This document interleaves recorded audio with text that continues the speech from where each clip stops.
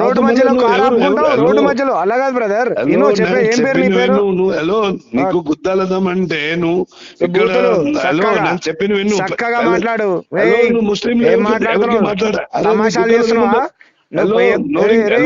నాకే దమ్ము గిమ్మని మాట్లాడతావేమరా? సంస్కారంగా మాట్లాడరా? నేను చెప్పిన విన్నురా, గుద్దాలదం ముస్లిం చెప్పు, నువ్వు ముస్లిం చెప్పు, మొరింగాకు చెప్పురా. గుద్దాలదం అంటే చెప్పు, పోయి మోరింగా ముస్లిమాన్ చెప్పురా. గుద్దాలదం అంటే చెప్పు. ఏం చేస్తుండ్రా మరి? తీవ్రవాదులు నరేంద్ర మోడీ కేంద్ర హోంమంత్రి ఏం చేస్తుండ్రా? ఇదే నువ్వు ఎవర్రా? నువ్వు ఇది ప్రధానమంత్రియా ముఖ్యమంత్రిరా? వాళ్ళు ప్రధానమంత్రి నరేంద్ర మోడీని తెలంగాణ దోసుకోమని చెప్పారా మీకు? నువ్వు ఎవర్రా? దొంగ కొడుకు నువ్వెవర్రా? దొంగ కొడుకు గింగ కొడుకు అని అంటే కొడక చెప్పు తీసుకొని పడుతున్నానేమో. నోరు మూసుకోరా, దొంగ కొడుకు, లంజా కొడుకు, ఫోన్ పెట్టి ఫోన్ పెట్టి.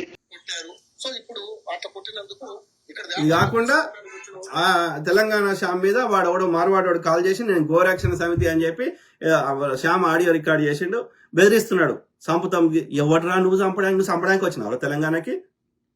ఉప్పు అమ్ముకోవడానికి వచ్చినావు, లేకపోతే ఇంకో ఆడ బతుదరి లేక వచ్చినావు. అరేబియా సముద్రం ఉంది, ఆడ ఎడారి ఉంది, ఏం లేదు కాబట్టి కొంతమంది ఉప్పు అమ్ముకోవడానికి వచ్చారు. కచరం అంటే ఎడ్ల బండి మీద పట్టుకొని వచ్చి వీళ్ళు ఉన్నాయి లేని అని పట్టుకొని వచ్చారు బతుకుదెరువు కోసం. బతుకుదెరువుకి వచ్చిన వాడికి బతుకుదెరువు లేకుండు ఎవడేమంటున్నాడు? ఇన్నేళ్ళు ఏమనలే కదా.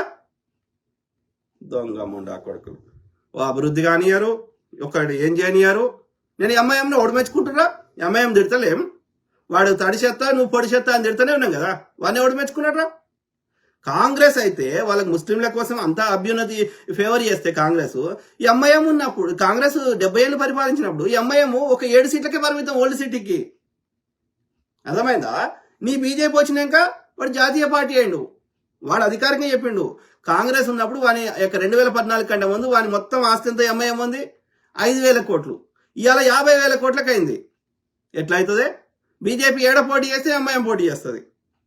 వీడు పోయి హిందువులను తిట్టిపిస్తారు, హిందువులని అక్కడ తిట్టిపియగానే ఆ లేనోనికి మతం ఫీలింగ్ తెప్పించి ముస్లింల ఓట్లు వాడు దొప్పుకోబోతున్నాడు, ఇక హిందువుల ఓట్లు వీడు దొప్పుకోతున్నాడు మతం పేరు మీద. ఎవడు ఇన్ని పార్టీలకు చెందిన నాయకుల మీద, కాంగ్రెస్ కానీ ఇంకో పార్టీల నాయకుల మీద సిబిఐ ఈడీ ఐటీ దాడులు జరిగినాయి. ఎవరి మీద జరగలే? 2 పార్టీలకు చెందిన వాళ్ళ మీద జరగలే. ఒకటి బీజేపీ, 2 ఎంఐఎం. మీరిద్దరు కలిసి దేశాన్ని సంకనాకించుకుంటా మళ్ళీ మా ప్రజా సమస్యల గురించి ఒక్క దాని మీద చర్చ లేకుండా చేసేసి మళ్ళీ మధ్యలో కాంగ్రెస్ తిడితే ఏమవుతుంది? ఎస్, దేశ ప్రజల కోసం అందరిని సమానంగా చూస్తాం. తప్పు చేస్తే హిందూ అయినా, ముస్లిం అయినా, క్రిస్టియన్ అయినా వాడిని శిక్షిస్తాం. వాళ్ళ యొక్క వ్యక్తిగత విశ్వాసాల తెరువు మేము పోము. ఎవరికి నచ్చిన వాడిని మొక్కుకోవచ్చు. కానీ తప్పు చేస్తే ఏ మతమోనైనా ఒకటే విధంగా ట్రీట్ చేస్తాం. మతం అనేది వ్యక్తిగతం, మతాలకు సంబంధం లేదు. నేరస్తునికి మతానికి సంబంధం లేదు, కులానికి మతానికి. అర్థమైందా ఏముండా?